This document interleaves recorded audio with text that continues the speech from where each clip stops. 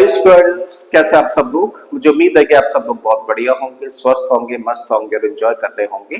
तो इस उम्मीद के साथ मैं आप लोगों का स्वागत करता हूं आपके अपने चैनल फोकस क्लासेस पर। मेरा नाम दीपक रजौरिया है और आज के इस वीडियो लेक्चर में जो क्वेश्चन हम लोग सॉल्व करने जा रहे हैं वो 9th क्लास के चैप्टर लाइन्स एंड एंगल्स एक बहुत ही प्यारा सा क्वेश्चन है।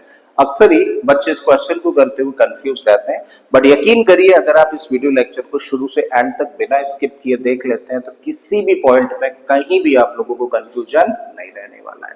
ठीक है, तो चलिए देख लेते हैं क्वेश्चन में क्या दिया है और फाइनली हम लोगों को करना क्या है। तो क्वेश्चन में देखिए हम लोगों को यहाँ पर एक फिगर दे रखी है और इस फिगर में हम लोगों को दो मिरर्स दे रखे हैं PQ और दूसरा मिरर है क्या QR। दोनों ही मिरर्स को एक दूसरे के परपेंडिकुलर प्लेस किया गया है, मतलब दोनों ही मिरर्स के बीच में 90 डिग्री का एंगल बनता है। अब बात करें PQ मिरर की, तो PQ मिरर पर एक रे स्ट्राइक करती है किस पॉइंट पर, B पर। इसका मतलब AB इस PQ मिरर के लिए क्या है, इंसिडेंट रे है और जब B पर स्ट्राइक करती है तो रिफ्लेक्ट होकर BC पाथ के अलोंग चली जाती है। अब जो रिफ्लेक्टेड रे है ना BC, किसके लिए, PQ मिरर के लिए, वही बेटा इंसिडेंट रे बन जाती है किसके लिए, QR मिरर के लिए। और यही रिफ्लेक्टेड रे QR मिरर को बेटा पॉइंट C पर स्ट्राइक करती है और स्ट्राइक करने के बाद CD पाथ के अलोंग रिफ्लेक्ट हो जाती है। तब हम लोगों को प्रूव करना है कि जो AB रे है वो CD रे के पैरेलल है, मतलब this line is parallel to this line, ऐसा हम लोगों को प्रूव करना है। ठीक है, तो चलिए स्टार्ट करते हैं इसको प्रूव करना। और इसको स्टार्ट कर रहे हैं एक छोटे से कंस्ट्रक्शन के साथ में। हम लोग क्या कर रहे हैं, इस मिरर PQ के ऊपर B से पास होता हुआ एक परपेंडिकुलर ड्रॉ करते हैं। बिल्कुल इसी तरीके से QR मिरर के ऊपर C से पास होता हुआ एक परपेंडिकुलर ड्रॉ करते हैं और इन्हीं परपेंडिकुलर्स को हम लोग क्या कह सकते हैं, नॉर्मल। चाहे तो हम लोग कह सकते हैं कि PQ मिरर के ऊपर एक नॉर्मल ड्रॉ करें और QR मिरर के ऊपर भी एक नॉर्मल ड्रॉ करें। ठीक है, तो नॉर्मल ड्रॉ कर लेते हैं। तो PQ मिरर के ऊपर हम लोगों ने ये नॉर्मल ड्रॉ किया, बिल्कुल ऐसे ही QR मिरर के ऊपर हम लोगों ने ये नॉर्मल ड्रॉ किया। मान लेते हैं कि दोनों ही नॉर्मल्स पॉइंट P पर एक दूसरे को कट करते हैं या फिर इंटरसेक्ट करते हैं, इतनी बात को मेंशन कर देते हैं सबसे पहले। तो क्या किया हम लोगों ने, नॉर्मल्स ड्रॉ करें तो draw normals on mirror PQ and QR. Let these two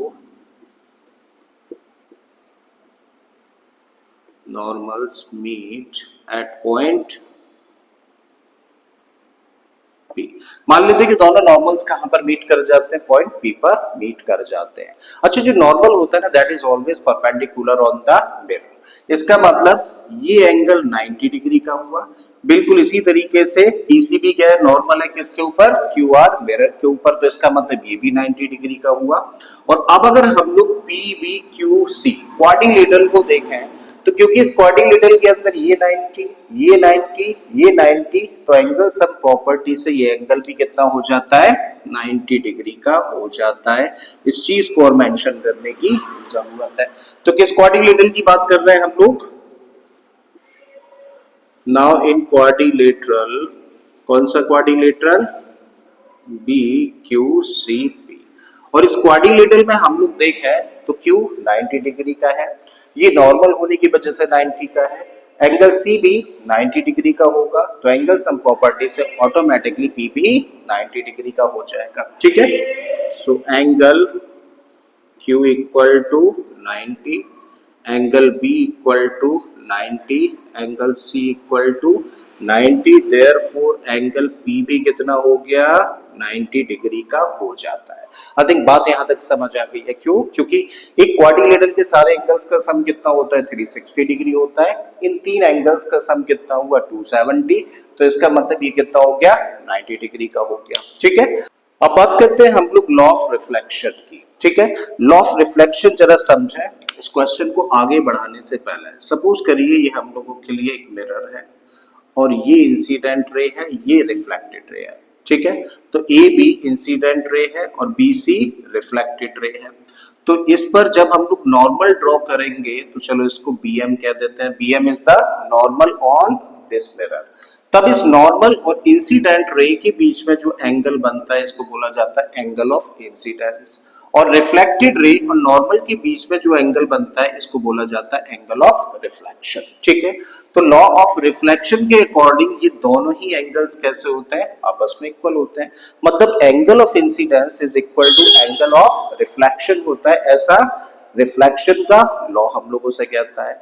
अब यही चीज देखो हम लोग यहाँ पे लगा सकते हैं, ये क्या है, नॉर्मल है, ये इंसिडेंट रे है और ये रिफ्लेक्टेड रे है। इसका मतलब ये एंगल अगर इसको हम लोग 1 कह दें और ये एंगल अगर इसको हम लोग 2 कह दें, तो एंगल 1 और एंगल 2 कैसे होंगे, आपस में इक्वल होंगे।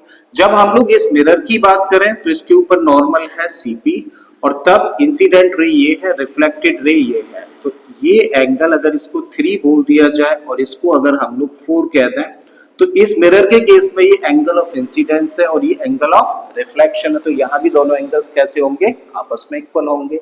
ठीक है, तो इस चीज को हम लोग मेंशन करते हैं। सो नाउ क्या कह सकते हैं, angle 1 is equal to 2, equation number 1 consider कर सकते हैं, and angle 3 is equal to angle 4 by the law of reflection. और किसकी वजह से बोला, रिफ्लेक्शन के लॉ की वजह से हम लोग ऐसा कह सकते हैं। बात यहां तक क्लियर है। अब आज भाई इस ट्राइंगल में हम लोग जानते हैं कि किसी भी ट्राइंगल के जो तीनों एंगल्स होते हैं उनका सम कितना होता है, 180 डिग्री। तो अब बात कर रहे हैं हम लोग इस ट्राइंगल की, जो कि अभी अभी हम लोगों ने ब्लैक कलर से शो किया है। क्लियर है, इसको मेंशन करें। सो नाउ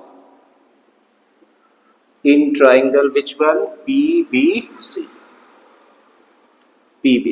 तो PBC ट्राइंगल में क्या बोला जा सकता है भाई, इसमें कौन कौन से एंगल्स बनते हैं, एंगल 2 है, एंगल 3 है और एंगल P बोला जा सकता है। और तीनों का सम कितना होना चाहिए, एंगल सम प्रॉपर्टी से 180 डिग्री होना चाहिए।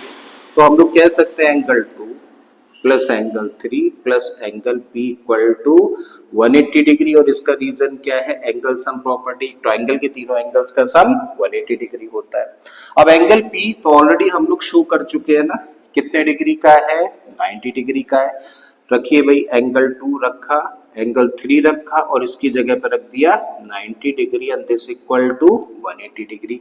अब एंगल 2 इधर ही रोको, एंगल 3 को इधर ही रोको और 90 को कर दो ट्रांसपोज, तो 180 माइनस 90 डिग्री। 180 में से 90 माइनस करेंगे तो क्या बचेगा, 90 बचेगा। मतलब हम लोगों के पास में क्या है, हम लोगों के पास में है कि एंगल 2 प्लस एंगल 3 का मेजरमेंट कितना आ गया, 90 डिग्री निकल कर आ जाता है। ठीक है, तो हम लोग कह रहे हैं कि this angle plus this angle, इन दोनों एंगल्स का सम कितना है, 90 डिग्री है। अब हम लोग क्या कर रहे हैं, जो इक्वेशन हम लोगों के सामने है ना, इस इक्वेशन को हम लोग 2 से मल्टीप्लाई कर रहे हैं दोनों साइड्स में, और दोनों साइड्स में मल्टीप्लाई करेंगे तो कोई फर्क नहीं पड़ेगा। ठीक है, इक्वेशन एज इट इज बनी रहेगी। तो भाई 2 से जब हम लोग दोनों साइड्स को मल्टीप्लाई करें तो इसको लिख सकते हैं 2 एंगल 2, इसको लिखा जा सकता है 2 एंगल 3 और इसको लिख सकते हैं 2 इंटू 90। क्लियर है, 2 एंगल 2 लिखा है तो इसको फर्दर हम लोग लिख सकते हैं एंगल 2 प्लस एंगल 2 और इसको लिखा जा सकता है angle 3 plus angle 3 equal to 180 degree. I think कोई कंफ्यूजन चीज नहीं है। एंगल 2 प्लस एंगल 2 का मतलब होता है 2 एंगल 2। तो इसी तरीके से 2 एंगल 2 को हम लोगों ने ब्रेक करके लिख दिया। यहाँ 2 एंगल 3 था तो इसको एंगल 3 प्लस एंगल 3 हम लोगों ने मेंशन किया। अब भाई एंगल 2 की जगह पे हम लोग चाहे तो क्या रख सकते हैं, देखो एंगल 2 किसके बराबर है, फ्रॉम इक्वेशन नंबर 1 1 के बराबर है। इसका मतलब इस एंगल 2 की जगह पे हम लोगों ने रख दिया एंगल 1, इसको 2 ही रखें। ठीक है, यहाँ पे एंगल 3 है रखो और इस एंगल 3 की जगह पे चाहे तो क्या रखें, देखो एंगल 3 किसके बराबर है, एंगल 4 के बराबर है। तो यहाँ पे हम लोगों ने रख दिया angle 4 and this equal to 180 degree. Angle 1 plus 2, अब फिगर से देखने का काम करूं एंगल 1 प्लस 2 को, तो एंगल 1 प्लस 2 का मतलब हुआ ये वाला एंगल, नाम बताओ इसका, इसका नेम होगा एंगल ABC। तो भाई एंगल 1 प्लस 2 की जगह पे रखा है एंगल ABC। बिल्कुल इसी तरीके से एंगल 3 प्लस 4 लिखा है यहाँ पे, और 3 प्लस 4 फिगर में देखें तो भाई ये वाला एंगल होता है और इसका पूरा नाम क्या होगा, एंगल BCD। ठीक है, तो angle BCD equal to 180 degree. अब बड़ा इंपॉर्टेंट पॉइंट है, बड़े ध्यान से समझो। हम लोग क्या कहने की कोशिश कर रहे हैं, हम लोग कह रहे हैं कि भाई this angle plus this angle, इन दोनों की मेजरमेंट का सम कितना है, 180 डिग्री है, ठीक है। बट अगर हम लोग इस चीज को ध्यान से देखें तो हम लोग देख पा रहे हैं कि यहाँ पे टू लाइंस है और इन टू लाइंस को ये लाइन कट करने का काम कर रही है, मतलब इन दो लाइंस के लिए ये क्या है, ट्रांसवर्सल। और ये जो दो एंगल्स है ना, ट्रांसवर्सल की एक ही साइड में है और इन दो लाइंस के बीच में है, और क्योंकि इन दोनों एंगल्स का सम 180 डिग्री है तो इसका मतलब line A B is parallel to C D. क्योंकि ये दोनों एंगल्स कैसे हुए, देखिए ट्रांसवर्सल की एक ही तरफ है, लाइंस के बीच में, मतलब ये दो को इंटीरियर एंगल्स हैं। और जब भी कभी दो को इंटीरियर एंगल्स का सम 180 डिग्री होता है तो ये तभी पॉसिबल है जब लाइंस पैरेलल हो, ठीक है। जब लाइंस पैरेलल होती है तो को इंटीरियर एंगल्स का सम 180 होता है। इसी का उल्टा हम लोग क्या कह सकते हैं कि अगर कोई भी दो को इंटीरियर एंगल्स का सम 180 है तो ये जरूरी है, ये तभी पॉसिबल है जब लाइंस पैरेलल होंगी। बात क्लियर है। तो अब हम लोग बेटा क्या मेंशन करें, but these are two co-interior angles made by, कौन कौन बनाता है, मेड बाई लाइन्स कौन कौन सी, A B C D, and transversal कौन है इस केस में, बी सी, ठीक है। तो ये तो भाई ट्रांसवर्सल है, तो इसका मतलब ये दो लाइंस फिर कैसी हुई, पैरेलल हो जाती हैं। Therefore A B is parallel to C D, और यही हम लोगों को प्रूव करना था, ठीक है। तो मुझे उम्मीद है कि आप लोगों को ये क्वेश्चन अच्छे से समझ आया होगा। अगर ऐसा है तो प्लीज वीडियो को लाइक कर दें, चैनल को सब्सक्राइब करना अगर आपने अभी तक इस चैनल को सब्सक्राइब नहीं किया है, और अगर हो सके तो इस बेहतरीन क्वेश्चन को अपने दोस्तों के साथ में शेयर भी करना है। मैं फिर से आता हूँ एक और इसी तरीके के बहुत ही प्यारे से क्वेश्चन के साथ में। Till then keep learning and thank you for watching this video.